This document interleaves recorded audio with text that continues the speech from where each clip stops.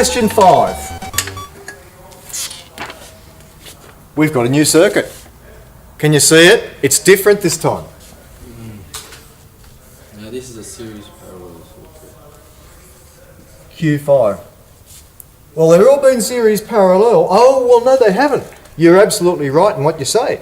Question 2 was parallel. Well, there was a series branch, but we put the red sausage around. It came parallel. But it's not as series parallel as question 5 as far as the calculations go and branch currents, if you like to think that way. So question 5, 270. And then we've got a couple of different resistances here. We've got 470 and we've got our 560 again. I think after I put the colours on these in my graphics package, I wasn't going to change them.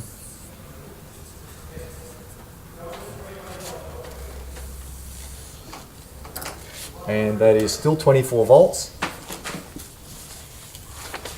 And the power dissipated. Oh, this is not an ABCD. This is the power dissipated in R3 and R2. Let's put some things on here. That's R1. That's R3. R3 came before R2. That's okay. R3 became. Yeah. All right. So the power dissipated in R2. Power dissipated in R2. What do we have to work out before we can work out any powers in the circuit? Current. We've got to work out the current. We need the current, or we need the voltage, because power equals V squared on R, or power equals I squared times R. We've got R, but we haven't got the voltage across it. We haven't got the current going through it. So we've got to find at least one of those things before we can work out the power. So I think with this circuit, one of the first things we're going to have to do is work out RT. Once we work out RT, we can work out IT, and then we can work out with a different colour, get down there, behave yourself. We can work out B1, branch current 1, and we can work out branch current 2.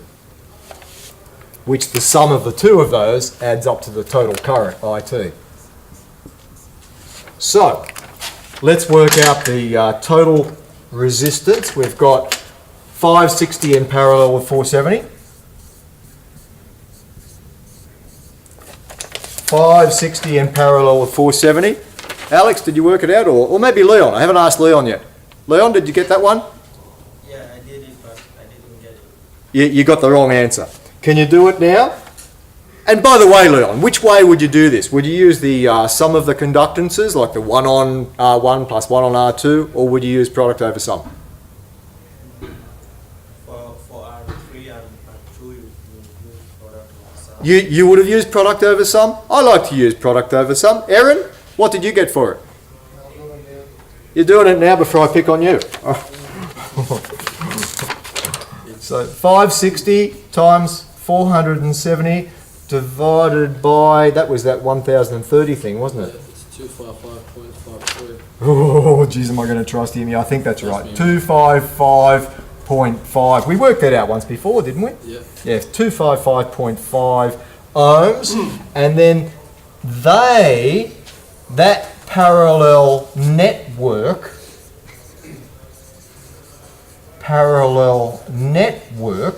of two resistors is in series with R1. That's correct. We just have to add them together. Absolutely. R1. So, 255.5 added to, let's get rid of that, added to 270, and that equals 525.5. Once we know that we've got 525.5 ohms, and this is what our little eye is seeing in the circuit here. We look into the circuit, looking in, we see him in series with those which are in parallel. So that's 525.5. Now, IT equals 24 volts, the supply voltage divided by 525.5 equals, somebody got an answer for that? Mahmood? I haven't got it. You haven't got it. Quickly, work it out. See, your calculator's still got the sleeve on it. It's asleep. Wake it up. 0.045, which is 45 milliamps. You're talking my kind of talk now. Mahmood, is that what you got?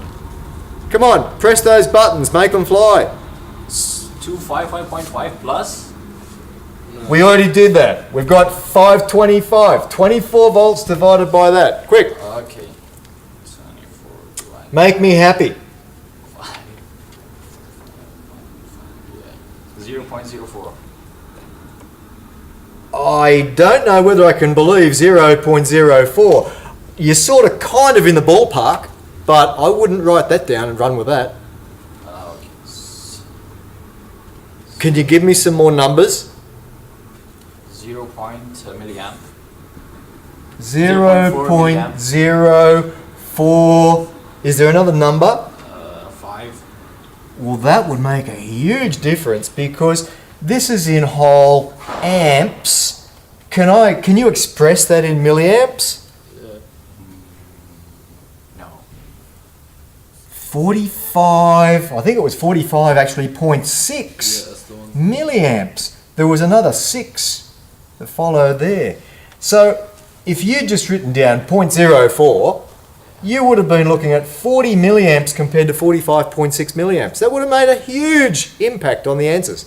In other words, you would have got things wrong. So please be very careful. Think in milliamps for these sorts of questions and consider that, you're probably going to want one decimal place. 45.6 is a lot different to 45, especially when you've got a large resistance to multiply it by. It'll make a big impact on the answer. All right, so we know then IT is 45.6 milliamps traveling through the circuit that way, and that current splits. And this is where I did not get to Officeworks on the weekend. If I'd gotten to Officeworks, I meant to buy a nice orange whiteboard marker because I did lose my orange one, and the orange one works on the board particularly well. So there's one here. Do you want this one? No, blue doesn't come out too well. Red and black come out good, and the blue ones come out pretty faint with the video. So what I mean, the orange one comes out pretty well. Now we need to do a current divider here, and the current divider is REQ divided by RX times I node. And the node current here, that's the current at this point here, is 45.6 milliamps. 45.6 milliamps, and that's going to split. We're trying to find, first of all, the power in R2. Well, I suppose let's work out the current going down through R2 and R3, and then we'll come back and work out the powers afterwards. So R2 is 560. REQ of that network was 255.5. 255.5, and I'll call this case 1, divided by 560 times 45.6 milliamps, and that equals something. And then case 2 will be REQ again, 255.5 divided by the other resistor, which is 470, times the node current, which is 45.6 milliamps, and that'll be equal to something as well. Let's get these currents happening then.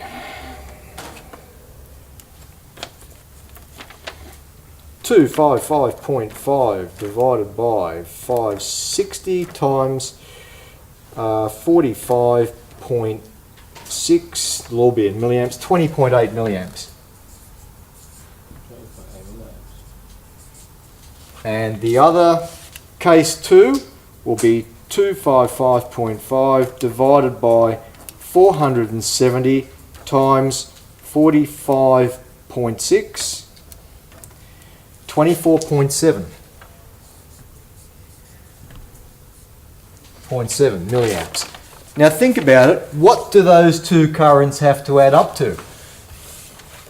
Let's see if we can squeeze these onto my circuit. This is where I would really like that orange crayon. I'm assuming IT. Current through R2 is the 560, is 20.8 milliamps. 20.8 milliamps. Current through R3, which is the 470, 24.7 milliamps. And if we add 20.8 to 24.7, guess what? We get 45.6 milliamps. And also, based on previous lessons, what do we know about the current going through the smaller resistor? Can't go through a smaller. Less resistance. Means more power. It's like if I have an arm wrestle with Mahmoud and Mahmoud is on a weak day and I beat him. It means that his resistance was down and I can push more current through. More current going down through R3, 24.7 because R3 is smaller than 560. Less current going through 560. So that's a quick check. Whenever you do these sorts of things, if you end up with more current going through the bigger resistor, you've made a mistake. All right? Well, we're nearly there. The board's getting a bit messy, but I've still got a little tiny bit of space to work over here. Power R2, I squared times R, and that'll be 20.8 milliamps squared times 560 ohms,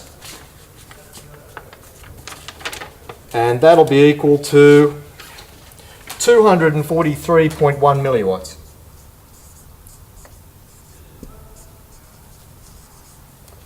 Silence, silence everywhere.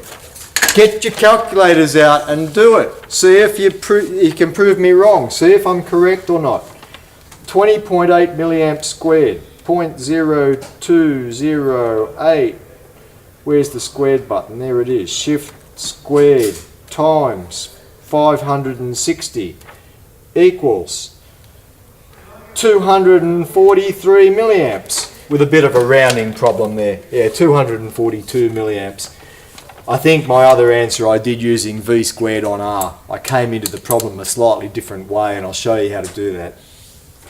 That's on R2. But the power on R3, oh look, we're really looking for space here. Power on R3 is going to be equal to the current going through I3, 24.7 milliamps squared. This is I squared R again, I squared R, times 470 ohms. And that equals 289.7.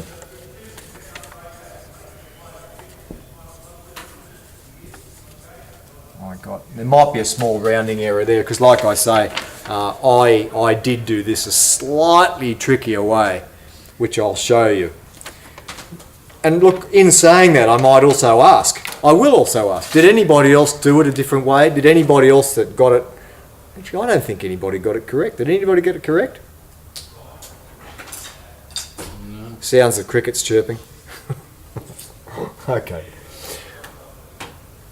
286 All right. Look, milliwatts. the other way that you can do this is once you know the voltage in that red, or the resistance in that red sausage I've drawn there, and we know that was 255.5 ohms. The REQ just of this was 255.5 ohms. And then you know the total current coming into that REQ, V equals IR, you can get the 45.6 milliamps and you can multiply it by 255.5 and you'll get, and oh look, I didn't want to rub anything out on that. I'll just put here, and I'll try and squeeze it on the circuit, 11.67 volts. And what's that 11.67 volts? That is, let's draw a little voltmeter thingy here. Volts. That is the voltage from here to here. Because I worked out the whole resistance of that red sausage, and then I multiplied it by the current coming into the sausage, and that gave me the voltage from that point to that point. And that is 11.67 volts. That means R3's got 11.67 on it, R2's got 11.67 on it, so we could use power equals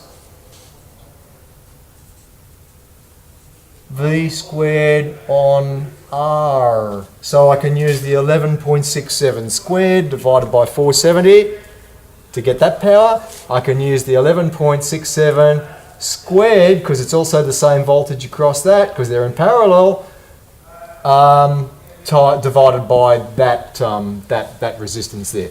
So V squared on R. 11.67 squared divided by that for that power. 11.67 squared divided by that for that power. So you can work it out with currents, which I did originally, or you can work it out using V squared on R.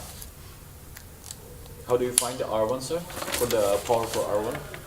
We weren't asked to find the power for R1, but if you wanted the power for R1, it would be 45.6 squared times 270. Same, I squared R. Yeah. Or you could work out the voltage across that by V equals I times R, that times that. Then you could use that voltage squared divided by the 270. What's the power Thank for you. R3? Thank you. I'm sorry? What's the power for R3? Look at my board work, it's horrible. Power for R3, power R3, 289.7 milliamps. That was the value I got using V squared on R. It might be out by a milliamp compared with that because of rounding errors in the maths, you know? That's going to happen. Oh, my poor answer sheet's getting all crumpled up. Doesn't matter.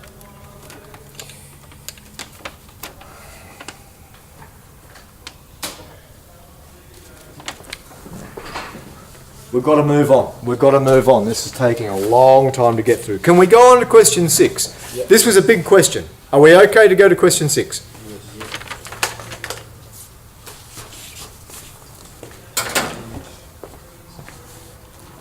Now, question 6 is the same circuit again, so I can just, I think I'll just start over. That looks pretty ugly.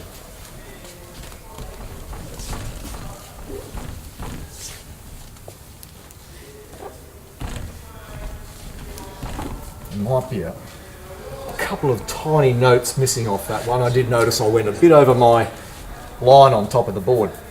I draw lines on the board to let me know where the camera is taking in the work and where it's not. Hence that what this big red line on the bottom is.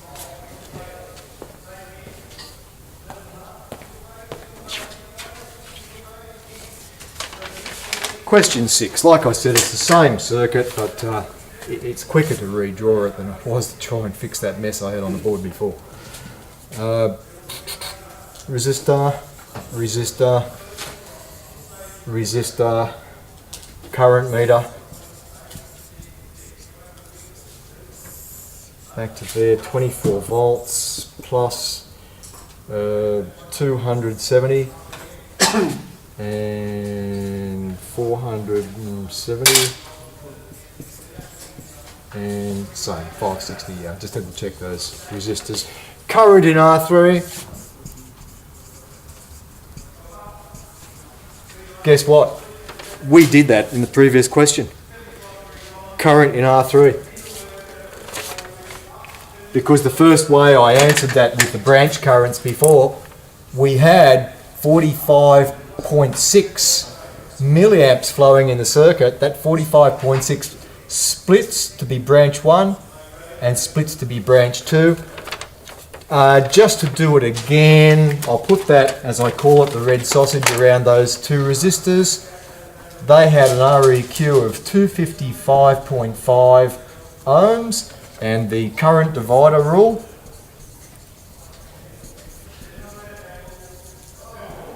is going to be REQ divided by RX times I node. So therefore 255.5 divided by, and it's only asking us for one resistor, R3, just to remind us there, R3, and R3 is this one here, R3, so it's going to be 470 times 45.6 milliamps flows into the node. 255.5 divided by 470 times 45.6, and that equaled 24.7, didn't it? 24.7 milliamps, and that's what's travelling down through here. That's travelling down through there.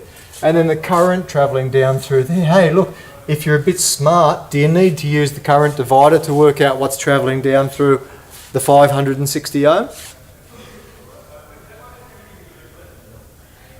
You would have to be smart, like, can't calculate that. No. 45.6, 24.7, that plus that equals that.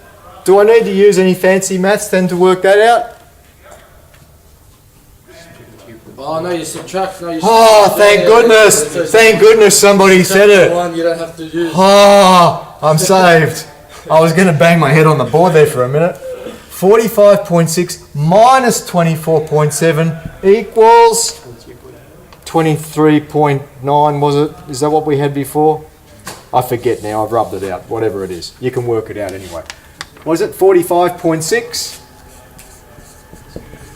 minus 24.7. 45.6 minus 24.7 equals 20.9.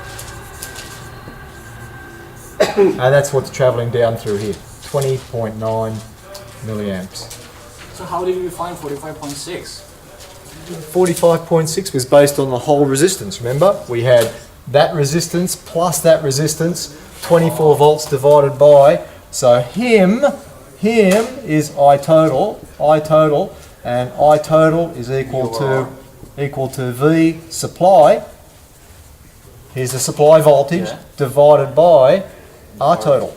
Yeah. And R total is going to be that parallel combination plus that. Yeah?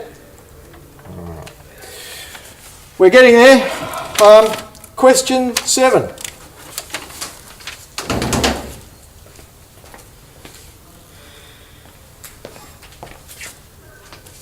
Any last questions on this one? No.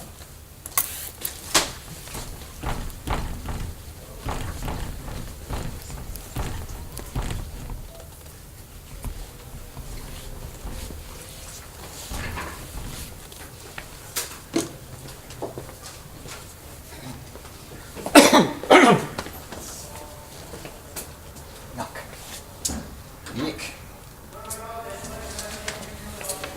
All right. Next question. Question 7. We've got a 5 volt supply. We've got a microamp